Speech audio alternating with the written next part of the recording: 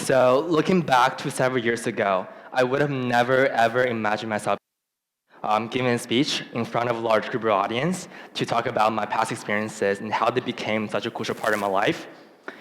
I can't really claim that I was never given such an opportunity to be outspoken, but I surely can say, hey, I don't have the guts, and I would have definitely crawled off the stage the second I'm put on it, which also might happen today, you see. Unlike most people who are scared to talk in front of people, my fear of public speaking didn't come from introversion. As you can probably tell, I'm not introverted at all. I'm very expressive and outgoing. Some people like the fact that I'm willing to put myself out there just so blatantly, while some just hate the over-dramatizing and the obnoxiousness that come with it. I grew up in a small town here in Beijing. Growing up, I was heavily bullied at school for my femininity. It was a pretty bad experience, but I bet right now in the back of your minds, you're probably going like, yeah, that dude had it coming. And so it's okay because I knew I would be provoking that kind of thought when I decided to put on these very skinny jeans this morning. Yeah, anyways, just a whole other story that I got sick and tired of talking about and writing about, frankly, when I don't have any better ideas for an essay. Honestly, I was really caught up in the bullying that later on in a much better phase of my life, which was when I started going to an international school in the city to be in a more inclusive environment. I began to realize that I've lost track of all the other aspects of my life that essentially decided what kind of person I would turn out to be, and really what kind of experiences I would be dealing with later on in my life. It wasn't until recent years that I started doing all sorts of deep self-reflections in order to reflect on these aspects that didn't seem impactful enough compared to being bullied at school.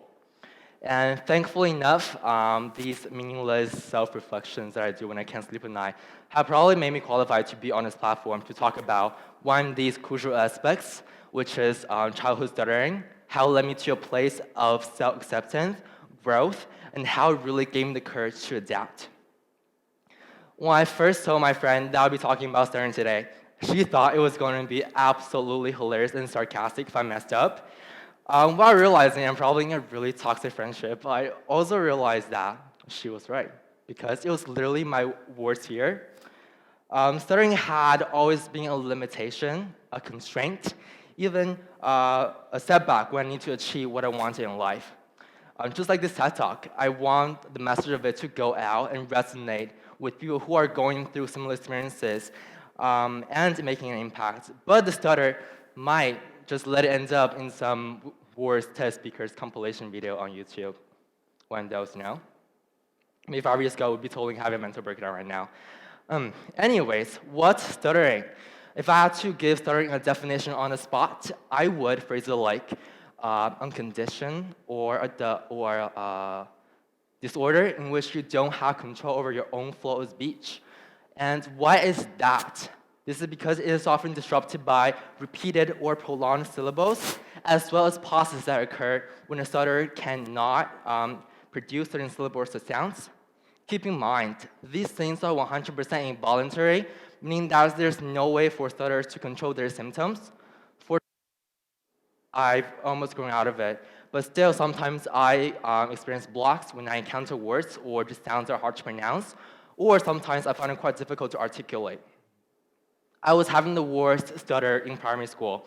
I hated speaking to strangers, hated talking on the phone. To sum it up, just hated everything that involved a good amount of verbal communication. I remember that before, like 5 years ago, before going up to someone, either to have a conversation or just to ask a question, I would script everything out of my mind, roughly predict how the conversation was going to go, and I would be mouthing and rehearsing every single word that I need to say along the way, just to make sure the communication was going to be efficient and has a nice flow, you know? If you don't get what I just said, just create this visual of a really nervous dude who's going up to a really pretty girl, you know, and on his way, he's like practicing his cheesy pickup line, or just going like, "Can I get your number? Can I get your number?" On his way to the hot girl, you know, to seem confident, but he's really not. These two situations actually have a lot of things in common, believe me or not. Although I kind of map everything out in my head, like what kind of questions I should be prepared to answer, and what words are there that are hard to pronounce. Verbal communication is something that has a lot of fluidity to it, and you can't really foresee everything that's going to take place in a dialogue. So my little trick didn't work most of the time, and I would fall back right into the old stuttering patterns, no matter how thought out everything was. But I kept doing it because just the idea of verbally interacting with someone gave me so much anxiety. Over the years, a lot of people have told me to relax and take it easy when I stutter because they think the anxiety or nervousness is the primary cause of stuttering, which I think is not true at all. Um, of course, the anxiety or nervousness may worsen the symptoms, but hey, I wouldn't be able to get rid of my stutter completely, even if it put me in a jacuzzi or a massage chair. Is my joke gonna land? Okay, cool.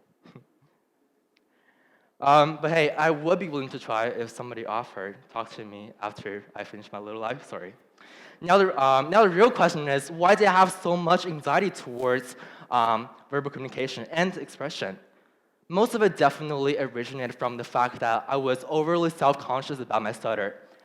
I felt this strong sense of guilt when I'm unable to deliver an efficient and flowing conversation. And behind this sense of guilt was this intense fear because I didn't know how others would feel or react when they realized their phone bills are going to be much higher at the end of the month because God knows how long it took me to finish my sentences, or that they're not going to make it to the Britney Spears concert solely because I'm stalling them for too long.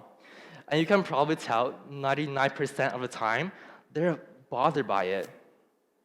Random people who I don't even know have hung up on me on the phone, given me really dirty looks, or just burst into laughter while I'm literally trying so hard to make that word or sound come out. I haven't been able to understand that what's so comedic about stuttering. Like, it's literally the sound of people suffering. So, just a side note, having a stutter is even more frustrating than you can probably think it is, because it's truly painful when what you intend on communicating and expressing doesn't translate into coherent ideas. And it is really annoying. It is almost like having a toddler around that doesn't listen to you. My tongue and my mouth produce prolongations and repetitions when I don't want them to, which is really annoying. And this process gradually creates fear because every time I stuttered, I felt like I was losing control of a part of me. What strangers had got to do or say, that I didn't care much. But the saddest part of the story is not having support from people around me. Every time I stutter in front of my family, close friends, or just teachers, they would cut me off right away to tell me, hey, stop stuttering and talk normal. I know it comes from a place, a good place, but it almost sounds like a command for someone who's doing something wrong. So I really thought it was my fault, and I was actually letting people down with something that I have no control over. This is basically why I got into the toxic, why should I torture others with it when I can just zip up and not talk mentality. I avoided speaking as much as possible for the next few years. Like, why respond to what the other person said if you can just laugh it out awkwardly? Or why raise your hand in class to join the discussion if you can just be a good listener in the corner, right? If things actually went that way, people wouldn't react a certain way to my stutter, and I wouldn't be feeling bad for being the cause of that reaction. What I noticed was, as I experienced more and more bullying and unpleasant encounters when I was younger, besides becoming sort of numb and losing that protective mechanism, what's also coming along is a sense of rationality, which I used to understand the reasons behind the experiences that I had. And in this case, I started to understand why people frown upon my little flaw. We all live rather fast-paced lives in which we don't think we have the time to slow down and try to understand the rest of that society. And this can sometimes lead to a lack of compassion and empathy. Besides, when verbal communication takes place, our brains are mechanically designed to want information in a really efficient manner. And when something like stuttering is making that process more difficult, frustration naturally occurs. This realization actually came later on, meaning that I was still running from the most authentic part of who I am by hiding my fear of my stutter. But did hiding my stutter by limiting my verbal expression and communication really make me happy?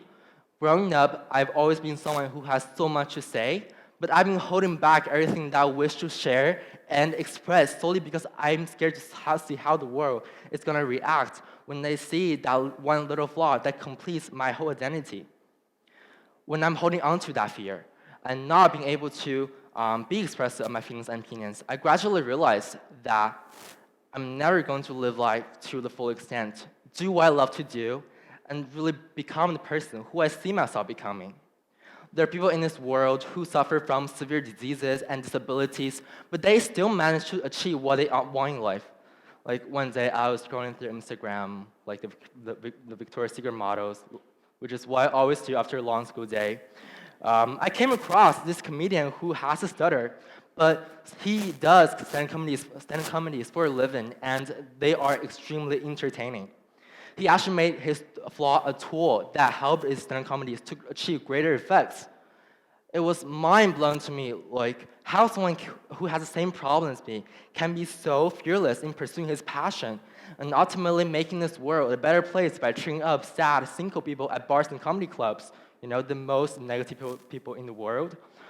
Seeing how he's not allowing his one flaw to dictate how he life runs really gave me the determination to adapt.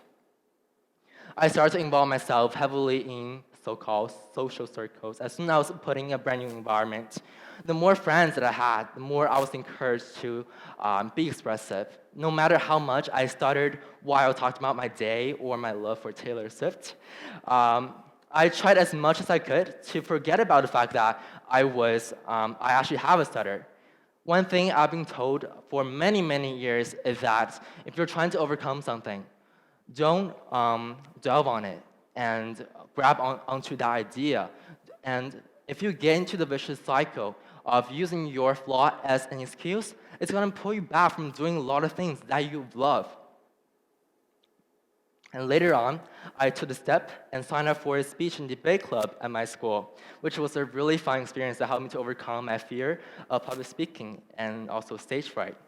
Fun, but really nerve-wracking because we do a lot of public speaking exercises, which would make me pee my pants, but not anymore, which is a good thing. My mom actually shed a tear or two when she saw the medal that I took home by oral interpreting literature excerpt, which basically means reading out loud dramatically with emotions. So something that would seem like an easy achievement for a lot of people was a whole other level to me because just reading out loud without a lot of disruptions used to be a challenging and difficult task for me. So it's pretty cool that I finally got to tackle that. Now I'm even prouder of myself just standing here at this event to prove a point that I never dared to talk about. Overcoming the anxiety from stuttering will be a lifelong journey for me, and I'm taking one step at a time. As I'm in this process of combating with the anxiety, I start to notice, hey, I don't stutter as much. Although I'm still sometimes affected by the symptoms, but it really doesn't bother me anymore. I've embraced it as part of my identity that just requires me to make more efforts in certain situations. For example, school presentations. I had to prepare 10 times harder than my classmates to reach that fluency that I want. But it doesn't mean that I'm constricted to deliver a presentation that's a nice flow. To this very moment, I'm still working on rebuilding my ability of verbal expression by doing daily reading, especially in Chinese, and learning how to properly enunciate words that I trouble pronouncing because I missed out on so many years of practicing.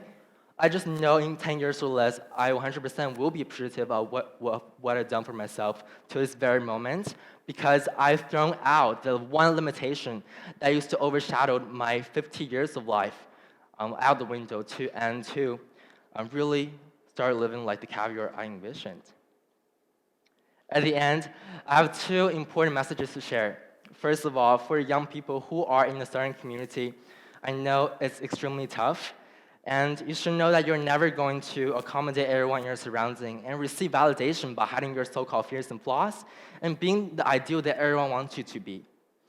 When you have the resilience to embrace your flaws, and when you have the bravery to overcome your fears, no matter how long it takes for you to finish your sentences, no matter how many times a syllable needs to be repeated before it's pronounced loud and clear, people will be willing to be patient and hear it out because they're going to appreciate the fact that you are being the version that's most authentic.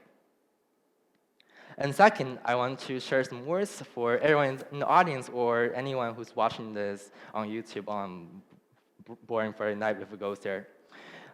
Just take some time every day, imagine what people around you are going through, and provide help when they need it. Because without empathy and compassion, there's no way for us, our society to become the ideal in which kids can go to school with a huge smile on their face, because there wouldn't be something called school bullying. And where everyone in the LGBTQ community can walk through the life journeys with full support from people in their surrounding. And where every member of the society can finally come together and really start living like a family. Thank you.